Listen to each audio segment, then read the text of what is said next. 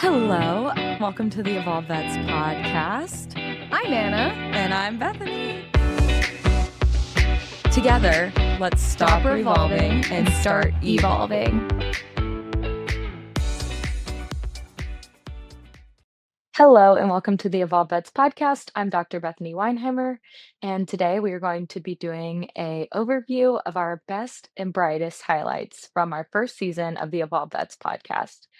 This came directly from feedback from you guys on the things that you really loved and that you wanted to hear more of. So let's take a deep dive on season one and learn a little bit more about the things that really stuck with you and that you want to carry on with you into 2026. Today, this episode feels like a warm hug. The way that we wrap up with 2025, enjoy the people that we got to interview, really deepen our knowledge of how they helped us throughout the year and reflect on that. And also to celebrate the amazing community that we've built throughout the last year. And it's really fun to look back and think how many people we've impacted and just the joy that we're bringing to veterinary medicine. So let's dive in. And thank you so much for showing up this year because it's been really special for me and can't wait to see what we do in 2026. So let's take a deep dive. Here's clip one. Hello, and welcome to the Evolve Vets podcast. I'm Anna. And I'm Bethany. And we've got an episode for you today all about why it is so hard to be ourselves. We always want to live authentically and we want to show up authentically, but what gets in the way? Society, the expectations, who we were supposed to be growing up, all the boxes to check, all the promotions versus who you're actually uniquely and authentically supposed to be. So, Anna, what are some high level things that you've seen in the past that maybe you've held back on or were living inauthentically or struggling to be yourself? Oh, there's so many. Where do I start? The reality is that Bethany and I are teaching authenticity and alignment, but it's a journey and it's like an onion, and you're just peeling back these onion layers, and you're like, oh, that was misaligned. Oh, that was misaligned. Oh, this is the real me. No, this is the real me, like a level deeper and deeper. And I think that's a very normal and healthy journey to go on in life. But I do think it's so important to get really clear about what fulfills you and what are your values, because that's your compass and that's your foundation. And so outside of that, let's talk a little bit about what the problems are.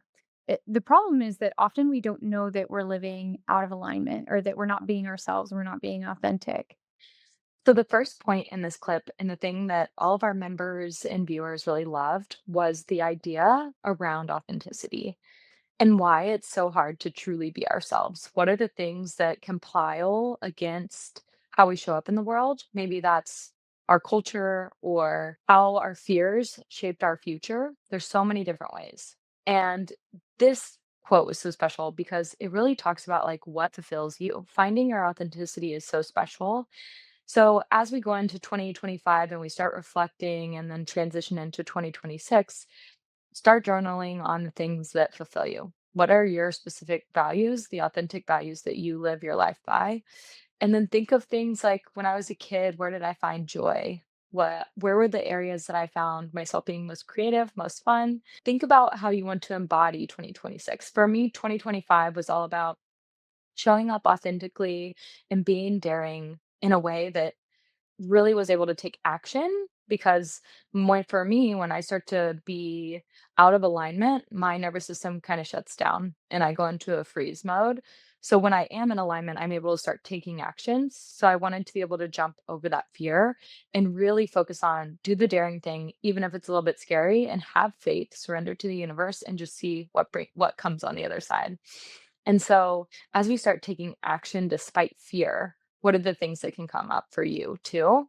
And really start to understand, how does it feel in my body when I'm showing up authentically?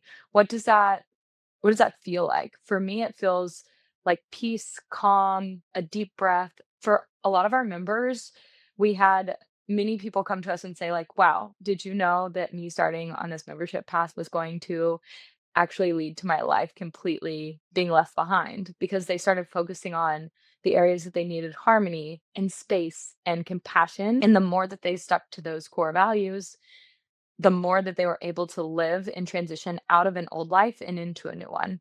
So as you start to pay attention to your body, as you start to pay attention to the areas that bring you joy, the people that bring you peace and comfort, stay close to those people. Now, the other highlight that I love about this quote is when you're not sure if you're in alignment. Sometimes things feel a little bit off and you're wondering, is this a season of something that I'm supposed to learn, or is this the universe giving me a sign that I need to do something differently? There was many episodes throughout the summer evolution that we did together where I was asking that same question.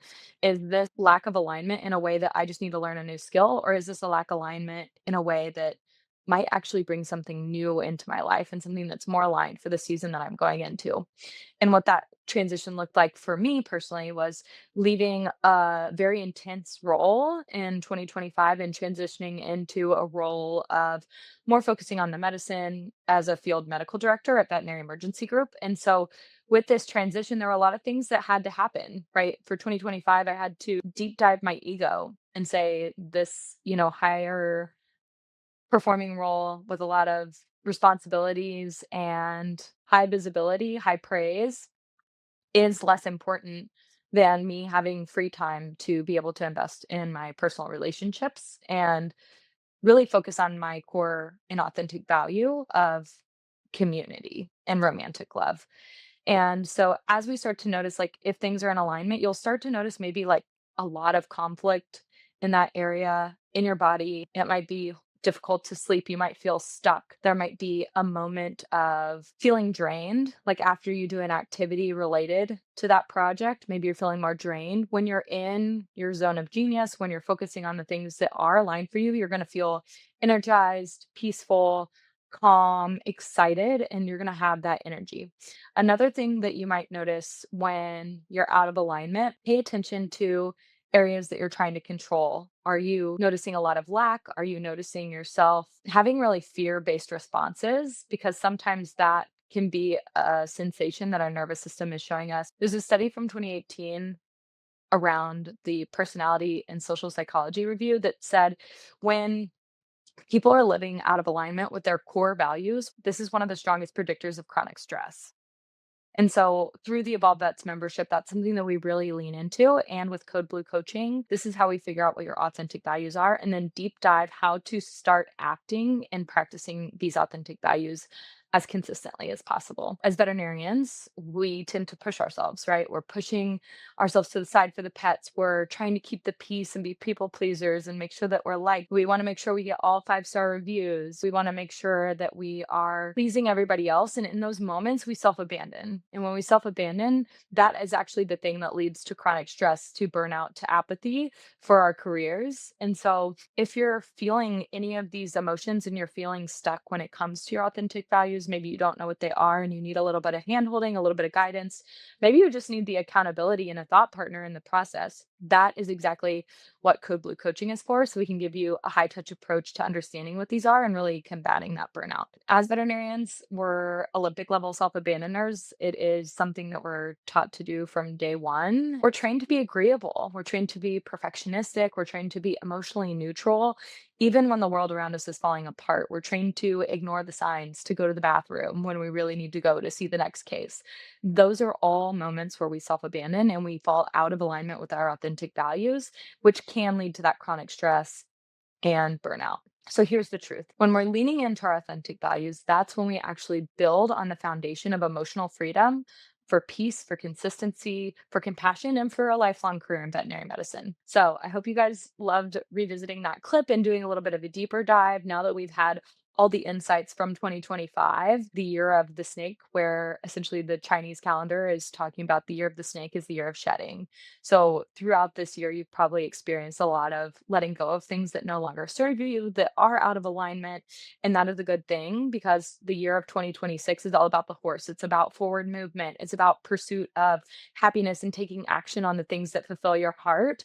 So if you want to start 2026 ready to go with that understanding of your authentic values, join Kubu Coaching and we can figure it out together.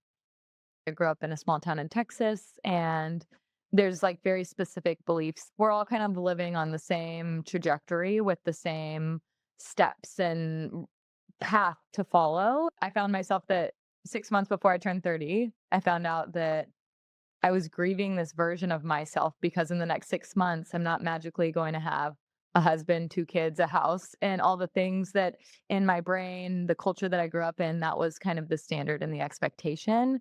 And going through that experience and having all these expectations that I put on myself, nobody specifically said you have to do these things, right? But is the environment that I grew up in. And it was really tough to recognize that that just wasn't who I was, but it was the people around me. It was unique and authentic for them, but I was different.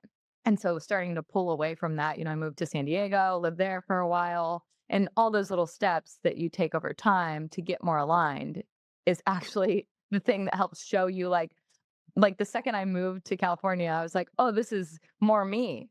And then I feel like with each move, I'm getting, like, more and more me, Mhm, mhm. And Yeah. so it's like this journey. I love that you called it a journey because it's not like you decide one day I'm gonna be a different person or like, "Oh, this is who I am." It's this constant evolution and process of, "Oh, actually, like, I don't wanna actually be married when I'm 30. Like, what do I wanna be doing? I wanna be traveling. I wanna be exploring. I wanna be moving to new places. I wanna be, making an impact at work and moving in this way instead."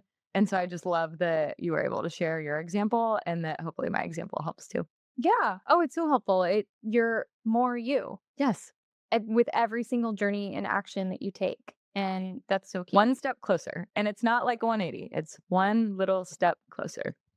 And then every time you take that step, you're like, "Oh, wait, I didn't even realize how unaligned I was."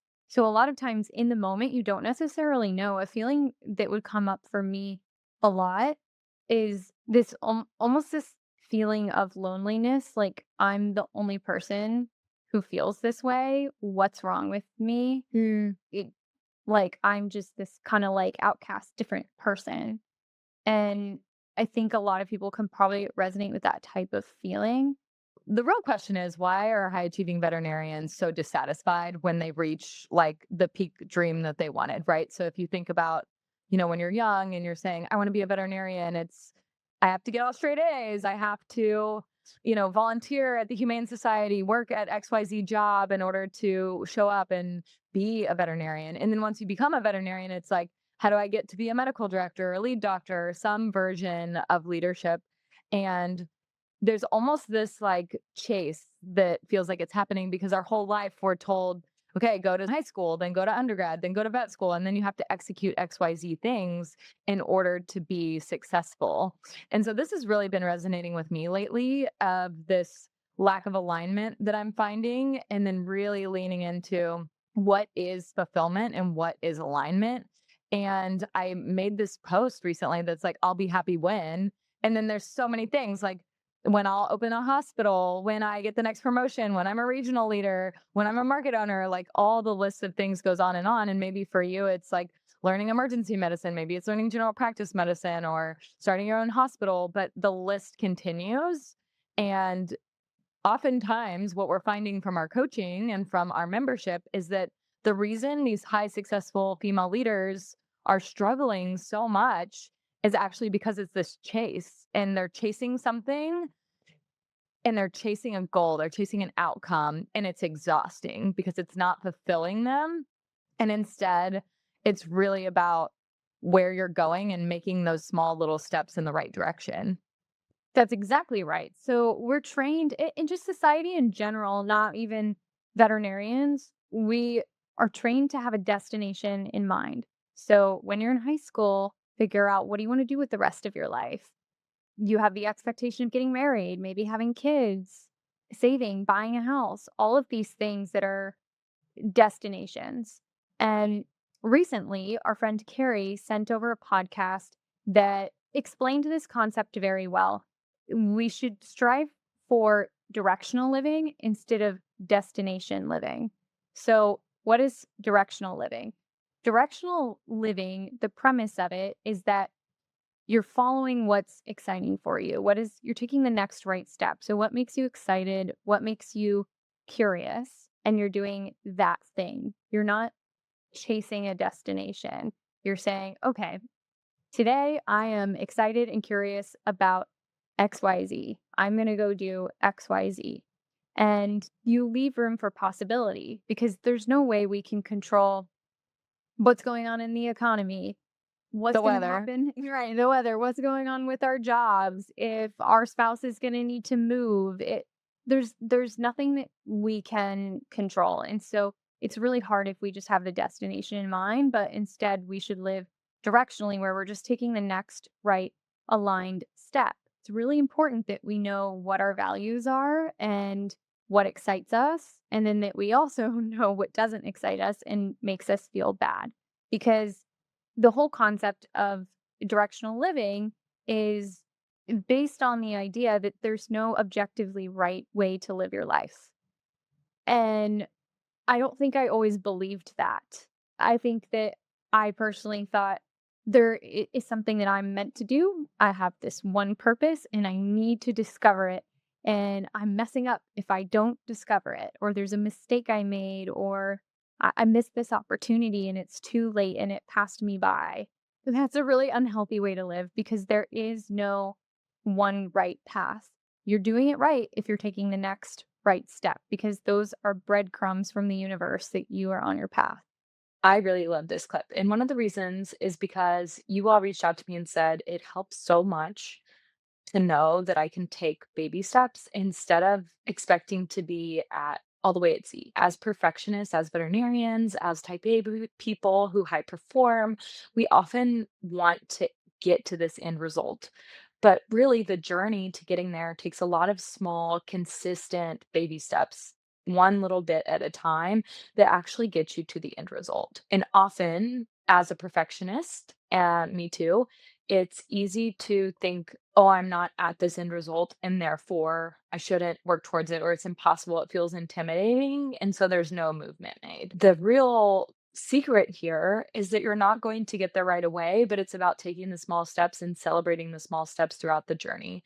It's not a 180, my life is different. It is, slowly speaking up for yourself in little moments that lead to the best outcome. Some examples that we've heard from people in our membership are they go from helpless and struggling to show up in the right way. So, one example is constantly picking up shifts, feeling drained afterwards, not having any free time for their family or friends afterward. And throughout that transition, they slowly say no. Maybe it's just one weekend that they say no to. And then as they transition, they actually get more clear about while their time on shift, they say, okay, my 12 hours are up. I'm going to round the case and let's go home. And then over time, maybe it's even getting good at taking PTO. And so those are the small little steps that you see. You don't just make it to the end result because you see that there's a gap. It's see that there's a gap, understand who you are so you can better know what the right path looks for you, and then slowly start taking those baby steps so you can get there. What do you really want to be doing authentically? Like what lights you up, what makes you excited, what makes you feel free and creative, and slowly start making ways towards that. So start to ask yourself these questions. What excites my soul? What lights me up? What do I feel? What would I do if I wasn't afraid? Like what feels scary but maybe is the best thing for me? And then how do I get in those small patterns that lead me to more regular joy? It's not that you're never going to feel an emotion that is like stress or sadness, but you can process that emotion and tell your brain, like, hey, that's a negative thought. I'm going to let it go. But fear will show up no matter what path you're on. It's the ability to change your mindset and lean into your authenticity so the fear loses its power. Because if you feel strongly about something and you know it's the right path, similar to starting the Evolve Vets, right? It felt really scary. Starting this podcast felt really intimidating. We weren't sure how people were going to receive it, if it was going to be helpful. Sometimes you're met with judgment when you go and do big things like this. But the key was we felt inspired to start the podcast, to kick it off, to help people like you. And we've gotten so much positive feedback that this is making an impact across veterinary medicine worldwide. And this is why we want to keep leaning into these concepts because it feels authentic, even though it was a little bit scary. We did the thing that was daring. We did the thing that felt intimidating, afraid, but we were able to talk that down and lean into like, no, this is my calling. I'm feeling excited by it. I'm feeling creative. When you start to deeply understand your authentic values and understand who you are, you become smart enough and regulated enough to shut down those big feelings and pivot and adjust away from those fears. Sometimes we've heard from members like, oh, I'm still frustrated by this situation when it comes up. That is okay. There are gonna be moments of frustration. You don't eliminate all feelings outside of peace and positivity. Just thinking positively doesn't solve anything. It's being able to process it, heal from it, have the conversation, and then move forward. You will have fears, you will have lack mindset, all of these things will come up, but it's all about going back to the abundance on the other side. Taking when you take those baby steps, knowing every time you surrender, every time you have faith, something that you can't even imagine. You can't control the outcome, but you can just believe that something positive is coming on the other side. We had one person from our membership who was a leader at a medical practice and essentially chose to go back to being a doctor on the floor. The feedback from her was it has completely changed her life, the way that she interacts with her kids, her marriage, and she's just having so much more fun being plugged into the medicine. And sometimes it's moments like that where veterinarians, we tend to chase the next thing because that's what we're trained going through vet school. And so that tends to be the struggle. But what if that's not actually in alignment for you? And that's okay. You can be a badass veterinarian, a clinician, and still be a leader. In my opinion, all veterinarians are leaders. We all have to show up in a way that can make decisions, can lead a team, can lead a shift. And so it's important we all have the skills that show up for us in a way that is going to be productive, helpful, kind, and inspirational to our teams. Sometimes there's a little bit of an ego death because the more baby steps that we take along our journey to get to something that feels more special. Maybe your priorities right now are leaning into love, leaning into relationships with your kids. Maybe it is career, the thing that you're leaning into, but whatever decision and whatever place you're really focused on and that aligns with your values, that is where you should spend your time and where you should spend your baby steps to make it to the next step. The other interesting part about this clip is it talks a little bit or hints around the concept of hustle culture. And I've been learning a lot more around hustle culture because it really does play into the concept of burnout. There was a Harvard Business Review study that showed 89% of people are under chronic stress from work because they feel like they need to do more, to be more, to perform more, and it's really interesting, and so it got me thinking about this hustle culture that we have, not only, throughout the States, but, through other parts of the world, but essentially, the more we think about, "Am I seeing cases like I'm running out of time? Am I, showing up for my hospital like I'm running out of time?" And then you're saying I'm not satisfied, there's more to do, I'll be happy when. But the reality is, will there be a day that you look back and say, "Oh, it was enough all along, I just didn't appreciate it. I didn't have gratitude for the journey. I didn't spend time with the people and in the places that I really wanted to. I didn't value family or spend enough time with my husband or my kids or, my spouse," whatever it might be. As we wrap 2025, I think it can be a really good reflection piece to start to think about focusing on the journey instead of just the destination. For me, I'm currently in a season of surrendering, not trying to control the outcome, but focusing on how it feels along the way to have what I desire and to be grateful for that. Because what I'm finding is the more I'm grateful for it, the more abundance that comes with it. So as you think about 2026, think about, am I enjoying the journey? Am I showing up in a way that honors my authentic values? And one question that's really stuck with me lately is what I'm about to do or say worthy of me? And where am I going to draw the line for 2026? For me, it's shame, right? I'm choosing this year to let go of shame spirals. I'm not going to let shame be placed on me by other people. In 2026, I'm just saying, okay, that was something that was easy for me to fall into in the past, but it's not going to have space in 2026. And so start to think about as you formulate 2026, how do you celebrate the journey? How do you stay plugged into away from hustle culture and plugged into this feeling of like where I'm at is enough? And what are you no longer going to tolerate? What is no longer worthy of you? And this is why surrender works because if we slowly take these baby steps, it's not the 180 change, but it's going to widen our perspective, widen our heart for what we can receive, and allow more surrender and more faith every time we surrender. So these are the small baby steps that you can take wrapping up 2025, leading into 2026. And I hope some of these amazing testimonials from our members and people in coaching are really landing with you all because it is the work that comes to life in front of us. I think of worst case scenarios. Okay, let's play this out like a follow bed. I have transparently what $1.2 million in debt out of both businesses and stuff. And so if everyone stops coming tomorrow and all my vets and all my stuff quits, like, okay, I'll be out of like money to pay for things very quickly. What happens then? Okay, then I gotta call the bank. I'm probably going to get foreclosed on. They're going to sell everything, whatever's left. I'm going to have to like take on debt. I'll probably file bankruptcy. That kind of sucks, especially on the financial side, you know. Um, You can still recover. yeah, I still recover. And then I could realistically, probably within 2 to 4 weeks, get like a six-figure paying job somewhere. Like, Yeah. you know, You'd be like, fine. yeah, it's like You not would the turn out worst role okay. in the world. Yeah. Like my ego would be hurt for sure. Yeah. But like compared to so many other jobs, like it's a pretty good industry to be in. You guys loved this clip with Dr. Mike Walker. It was a hit of an episode. We got so much feedback, and thanks for listening. And Mike, thanks for being on the pod. We had so much fun getting to interview you.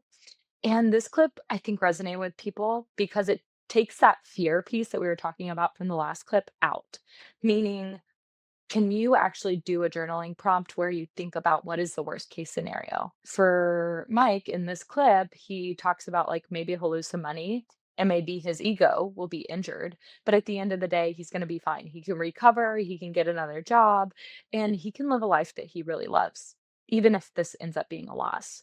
When your brain can register, oh, I will survive this. Like if I try and it doesn't work out, it's not going to be the end of the world. I will make it through, I will survive, I can do great things, and I'll probably learn something from it. If my energy, my soul is really calling to it, then I should execute and I should do it. There's a common saying that we talk about, which is when you focus on the problem, you're going to see more problems. And when you focus on the outcome, you're going to start to see more possibilities. For Mike, what he did and his concept and things that we've applied to many people throughout our coaching program is this idea of, okay, well, I want to start these practices. Yeah, I'm taking on a lot of debt, and that's really scary. But if I take on this debt, like what's the worst that could happen? And for him in this clip, he talks about, okay, well, maybe I'll lose that money. Maybe I'll have a hurt ego, but I could recover. It might take some time, but it won't be an ultimate loss because I'll probably learn something throughout the journey. So as we start to think about that, think about it's yours to own. You get to control the narrative. You get to control whether you think about the fear and let that hold you back, or if you start to lean into abundance and practice that faith and surrender that is going to ultimately pay off in the long run.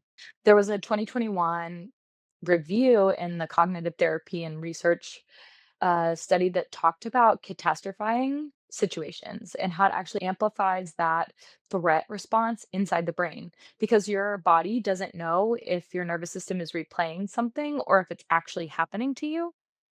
Your brain treats them the exact same way. And so, if you can actually switch your brain from fear based thinking to outcome based thinking, that increases solution generation because you're starting to see that there's 12 different ways to get to the end goal or to the outcome. Ultimately, that can increase up to 50% from that study. So, the translation of that is that your brain can become more creative when you stop feeding into fear. It's actually really hard to do fear based practice and have creativity at the same time because they are working in opposition. So if you can learn to process the fear by saying, "Okay, it makes sense that you're scared in these moments. That can be a scary thing, but at the end of the day, it would be something that I would learn and live through, and it could be an opportunity for me." Then maybe you take the risk anyway and lean into that faith, lean into that trust for the ultimate outcome. Because at the end of the day, if you're living in accordance with your authentic values, even if you're out of alignment, you're probably still going to learn something small along the journey. Hey, y'all, I want to pause really quick so we can talk about a fun moment. If you're feeling stuck, you're white knuckling through your career that you used to love, you're in a place of feeling overwhelmed constantly and you're running on caffeine. Maybe you feel like you're meant for a leadership role, but the opportunity just hasn't made its way forward. You're craving alignment, clarity, calm, and peace instead of panic, hustle, and frustration. If you're sitting here thinking, okay, Bethany, I want to evolve, I just don't know where to start. Sign up for my signature program. It's called Code Blue Coaching. It's a 6-month transformational program for high achieving veterinarians who are done surviving and want to come back to life. This is for the vets who've been carrying the emotional load of everyone around them, for the leader who is confident on paper, but honestly exhausted on the inside, for the woman who forgot what she wanted or has had to reprioritize over the things that she knows she wants. The journey, the fulfillment that we see on the other side of that is peace. Being able to spend time with your family outside of work, being able to find joy and creativity in the things that you love. It's fulfillment, joy. It's creating space for the things that you deeply need and deeply love. It's not another CE course. It's not another mindset chat. It's not another masterclass. Inside Code Blue Coaching, you will get a bi-weekly shift from force to flow. We'll start to understand your patterning and how we can best fix it. You'll discover your authentic values, and I'll hold you accountable and be your vision holder for how a life living with these authentic values actually looks. There's a 12-week curriculum, and this program is built for you, meaning we only meet every other week to make sure you have time and space to execute on the projects, the journal prompts, and the meditations. And the other part with Code Blue Coaching, you're going to get community. Women who get it, who want deep connection, who are a little bit spiritual and wanting that same level of connection through spirituality, through meditation, through wanting to be their best selves, their evolved selves as they show up to work. Another part of Code Blue Coaching is we will have a roadmap to stop abandoning yourself, show up authentically, learn practices such as setting boundaries, being thoughtful, having a team that loves you, that's vulnerable, that's honest, and uniquely yours. This world is done with you trying to fit the mold of everyone else. What the world really needs is for you to show up exactly as you are, as the veterinarian, as the leader that you are always meant to be. And my whole goal is helping women get there. I am in a senior leadership position. Veterinarians right now are 63% women, but only 16% of those are senior veterinary leaders. I'm in a place where I can help you transition from veterinarian to veterinary leader if that's something you're interested in. Or maybe you're the veterinarian, just like me, who believes all vets are leaders and we all deserve to show up and be taught like leaders. So if you're looking for something innovative, new, based on community, connection, vulnerability, and honestly just love for our profession, love for the people in it, and really bring you back to your why. Why did you become a veterinarian in the first place? I feel like so many of us, including me, who've also suffered from burnout, have struggled with this process along the way. So here's the science. Studies show that increasing your goal completion by 95% by having an accountability buddy reduces burnout and emotional resistance. It rewires your limiting beliefs through neuroplasticity and through the meditations that I made and fun things that we call vet resets, where there are small moments of meditation that you can use while you're on shift, after that euthanasia or before the intense surgery. So you're not alone ever. You're always plugged into our community. We have a downloadable app and it's all at the tip of your fingers. So you can find support no matter where you're at in the world. So if there was even a moment where your nervous system said yes while listening today, if your heart felt tugged on a little bit, if you thought, man, maybe this is what I need. Friend, this is your invitation to consider. Code Blue means you're headed for a crisis. It's time to call for help before it gets too late. This is the calling, this is your intuition putting you in front of me, and let go of the fear, lead by faith, let the surrender take over because you deserve to live a life as a veterinarian through peace, kindness, love, and compassion. I'm here to serve you. And if this coaching program just helps one person, then it will have done everything that I set out to do. So, sending so much love and compassion into 2026 and see you guys in season 2. Much love. Let's stop revolving and start evolving. 3 principles of lack versus abundance, and we'll dive more into each of those as we talk through our summer evolution.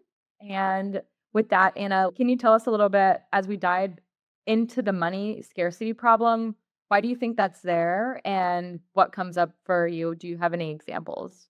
Yeah, absolutely. So, a few things, and I touched on one earlier, is that we get into vet school and we're taught that we're going to take on a lot of student debt and then we're going to graduate and maybe we need to do an internship because we want to pursue a specialty. And if you're going to do an internship, you're going to be broke AF for a really long time, especially if you're going into your residency. I mean, you're making what, $30,000 a year maybe? Maybe. From people who we've interviewed or friends that we have, maybe hopefully that's changed by now.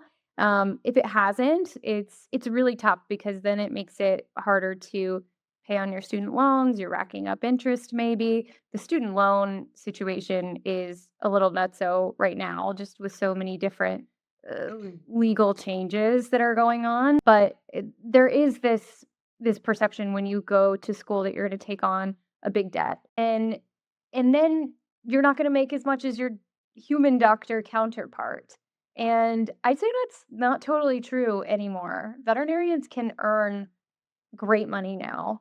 But just as far as legacy ways of thinking, in the past, there's been a lot of lack around how much we can make and that we have to work hard and the number of hours we work is associated with how much we'll get paid. So it can be scary. And I think ultimately the student loans and the pressure of those student loans, and then maybe the mismatch with how much traditionally salaries have been, makes it scary. Like, obviously, that feels really scary when you graduate and you have, your salary that maybe is one number, and then your student loans are 2 or 3 times that number. That feels like a lot of weight, and it can feel really restrictive as far as what you choose to do next. When I think about scarcity mindset in the veterinary field specifically, there's another component that I think comes up. When you're even training to get into vet school, you're required to donate over 5,000 hours to even apply to vet school. And so we're essentially taught that our time is not valuable because we're giving it to the profession as a learning experience, which is that an important part of applying to vet school, making sure you know and understand our profession? Absolutely. I think that's hands down an important part of the process. I think along the way, what it teaches us is to undervalue the services that we provide and our worth as we come into the veterinary space and veterinary clinics, veterinary hospitals. And so it's kind of what we're teaching our generations as they come into the field. And on top of that, I'm sure everybody's had that customer that yells, "You're only in it for the money." I know that that scarred me within my first 6 months out of school. And I had a very big moment when that happened. It was very emotional because, as you said at the entry of the podcast, we don't come into this field for the money, but we also need to provide for our families. We need to, pay off those student loans. There's so many responsibilities that come in that do require money. And so I think all those things combined create this lack mindset when it comes to practicing as a veterinarian. This clip is so special because we talk about the energetics of money. And if you're looking for a fun read, I would highly recommend It's Not Your Money: How to Live Fully from Divine Abundance. And it's by Tosha Silver.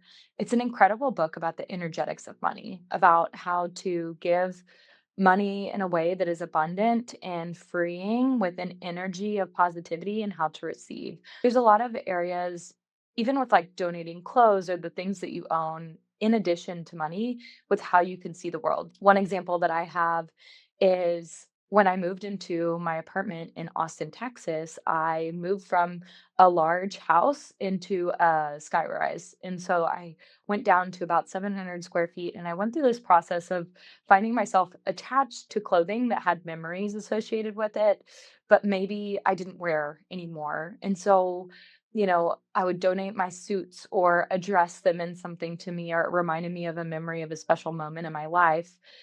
And I found myself wanting to hold on to it. But when I changed my energy behind that, I was able to take the suit and then say, okay, I hope this suit finds somebody that's, in need and they need to land their next job. And so I want to give this away freely and hope that it finds the right person. And this dress, like, I hope that this dress, like, makes someone feel beautiful on their next date night, or, really transition that energy. So it wasn't just a memory for me. I started to make it about a memory for another woman out there in the world that it can make an impact on. I think energy is the same way with money when we can say, okay, I'm going to give. I have a friend who does this thing called, like, I don't like, crazy tipping.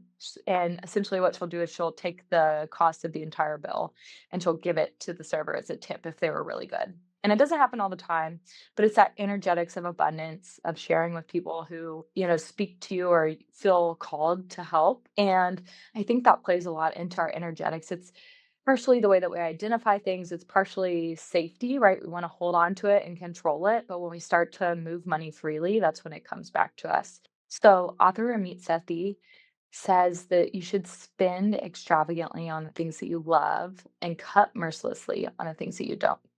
This is how we make financial decisions. For me, I love traveling. I'll spend a large portion of my life on it, but I live in a smaller place, and maybe I don't spend as much money on, like, getting my hair done. My hair is natural. right? So many women will spend money on that because it's more valuable to them and it is aligned with their authentic values. So find the areas that you want to spend extravagantly on because it aligns with who you are. Maybe you really want to invest into real estate and so you spend a lot of money on that, but you don't spend as much money going out to eat. And so just find the balance. That is essentially the energetics of money.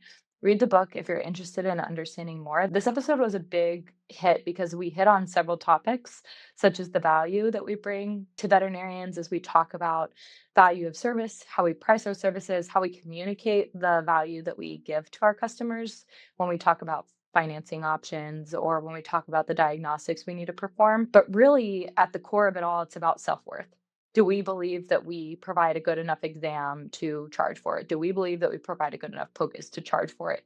And do we learn the communication skills behind how to communicate that in a way that serves our customer and adds value to them the same way that it adds value to us and shows that we are worthy of that um, specific diagnostic tool or procedure that we're performing. In 2023, there was a study in the Journal of Behavioral Decision Making that found people with scarcity mindset undervalue their own time, they underprice their services, and they make more fear based financial decisions. So, lack mindset ultimately leads to money creating fear in your life. And so, when you can start to um, process through your hierarchy of needs, right? You obviously need a certain level of money to eat and take care of your family and have a safe place to live. Those come first. And then once those are covered, you can start to have this abundant mindset around money and being able to bring it out in a way that feels fulfilling to you, but is still conservative and can help you prepare for your financial future. Dr. Meredith Jones is a veterinarian. As we highlighted in this episode, she's also an Evolve Vets member. So she's in our membership in our community. You can definitely go listen to her podcast and check her out if you're interested in seeking any financial help. And obviously, we have the authentic values work where you can better understand how and where you might want to spend your money so it does build a life that you love to live. There's a 2021 study in a journal of consumer psychology that says values aligned spending actually increases long term happiness by 20%. So, just having a large amount of money doesn't necessarily get you there if you're spending money on everything. It's really about using your money to spend on things that bring fulfillment, joy, and creativity to your life that feels expansive, nourishing, and deeply abundant for you. Pretty scary to hear the word failure. Maybe it's a medical mistake. Maybe it's like a job that you get into that you is no longer a fit for you. Anything like that. But can you speak to how you got to a place where you're okay with trying something, starting it, and then calling it quits after a while and learning from that? How did you get okay with that? Yeah, I was just thinking about this the other day that like even in vet school, we're trained to not, make the best decision, don't make mistakes, your patient's life is on the line, right? And so it's kind of like drilled into you all through vet school that like you need to be as good as you can and try not to mess up. I think for me, when I was 11, I'm from New Orleans, and I went through Hurricane Katrina. And I literally had never thought about how I probably got into this mindset until probably a week ago. So this is something I reflected on recently. And I really think that when I went through Hurricane Katrina, there was so many people around me I was so privileged because we got out, we were fine. Our house did not flood. Some of my family did, and there were thousands, tens of thousands of people who lost their homes, people who died. And at 11, I saw really clearly that my circumstances were not what everybody else is going through. Like all of a sudden, what's happening in the world was kind of like the door was opened. And it changed my perspective on what I should be so grateful for. And things could be so much worse. And what's the worst that could happen? The fact that I have the opportunity to try this is something I can be thankful for. And I should go for it. And even if it doesn't work out, at least I got to try. And other people don't get to say that. Right. And so I think that's where that kind of mindset stems for me is this idea that like things could be very different. And I'm grateful to be a veterinarian. I'm grateful I got into vet school. And if there's an opportunity that comes up that I want to give a go, like, other people would probably kill for something like that. And so I try to keep that in mind. We love a gratitude mindset, and you all love this interview with Dr. Brianna Armstrong from Firehouse Vet Clinics. She is the medical director and owner of one of the hospitals there, and she runs a podcast called Choose People, Love Pets, and we love following along with her. The reason y'all really loved Brianna's interview really centered around this gratitude mindset. And as you all heard in the clip, she talks about like the ability to love being a veterinarian and show up authentically in that space, and also the ability to let go of things that are no longer serving you. Again, the theme of 2025 was shedding from that snake lens. And so the thing I love about Brianna's podcast aligns with one of the principles we teach in the Evolve Vets membership and through Code Blue coaching, which is the concept of it's not happening to you, it's happening for you. Bree's reflection of her experience with the hurricane and the loss that surrounded her versus how she's able to show up today is that she is able to learn from the experiences that come into her life. And when we focus on gratitude, two things happen neurologically. It increases our dopamine and serotonin, which widens our capacity for joy. And it also strengthens our prefrontal cortex, improving our emotional regulation, improving our ability to show up in difficult conversations, which we experience all the time as veterinarians. Studies from UC Davis show that gratitude practices often show less burnout, provide more joy, higher resilience, and greater problem solving. So, this concept to look back and say things could have been so differently. I'm so grateful for how my life is now. I'm grateful for being a veterinarian, for having this wonderful job that I can show up to. I'm thankful for the people that I work with and the opportunities that I have, even if it doesn't get to the end result I was hoping for. Gratitude is a thing that will help you release things without resentment when seasons end and help you flow into the next season. We talk a lot about flow through Code Blue coaching, and flow is essentially being able to live in alignment with your authentic values. So when you live aligned, when you're practicing and living out the things that bring you creativity, joy, peace, that is when you find your flow.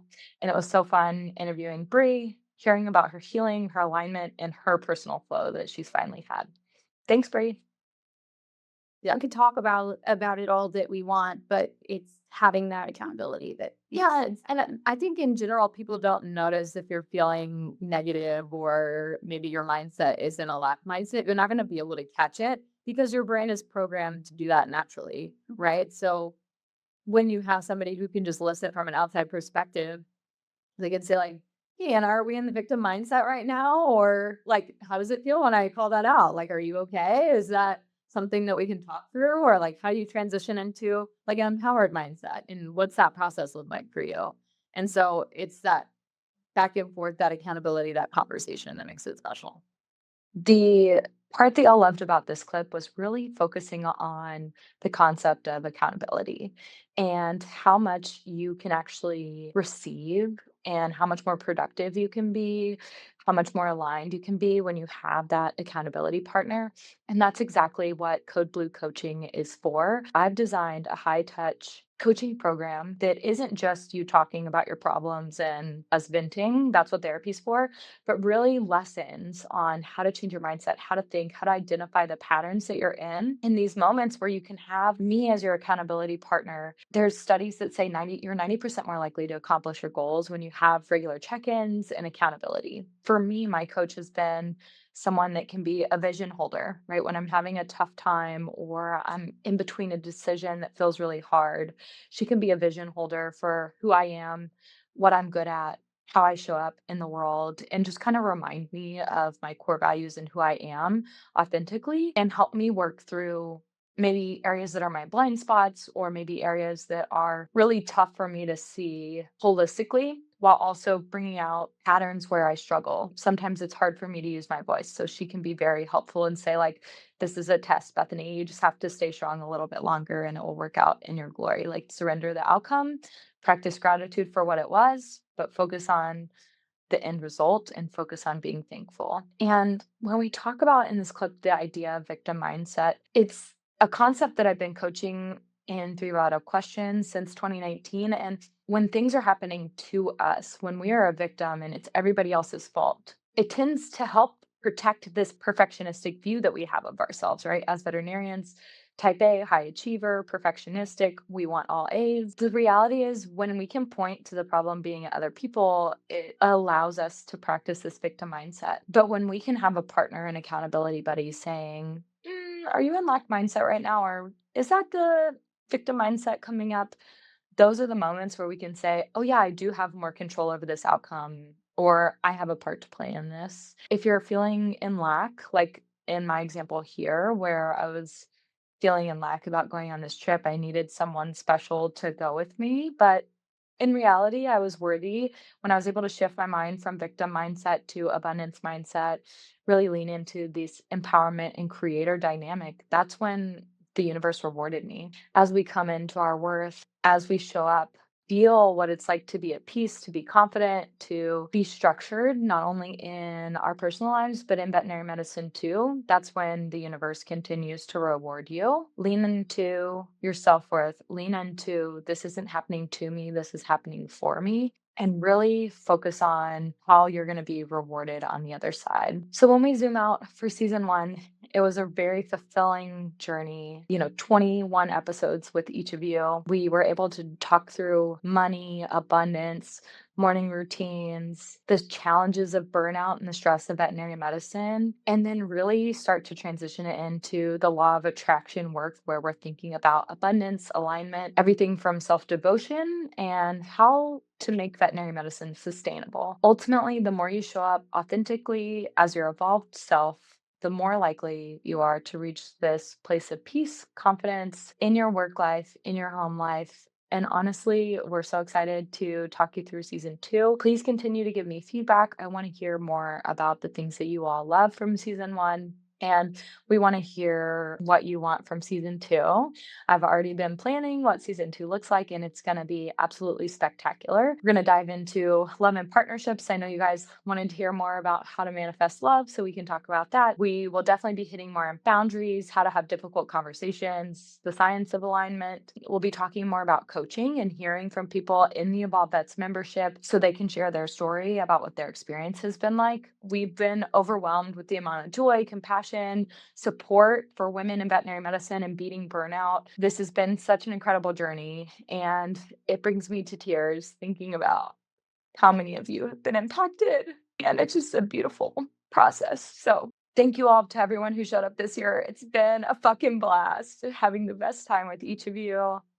Tell somebody about the podcast if you're having fun with us.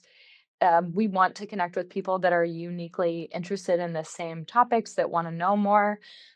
Excited for next year's vision for 2026 as we go into the year of the horse and really start to lean into how we want to run at helping veterinarians all over the globe. Thank you for listening. Sending so much love to you. Anna and I are sending so much love to everyone, and joy and compassion, and just really let's finalize the shedding at the end of 2025 and lean into the joy and compassion and love for everyone going into 2026. So thank you so much. I care about each of you deeply, love each of you deeply. Follow us on Instagram at Evolve Vets, and then follow me on Instagram at Dr. Beth the Vet. I can't wait to connect with you. Please join our programs if you're interested. I want to know more about what y'all are facing, how I can best support you all moving into 2026. Whatever you need, I'm here for you. All right, thanks, guys. Until next time, let's stop revolving and start evolving.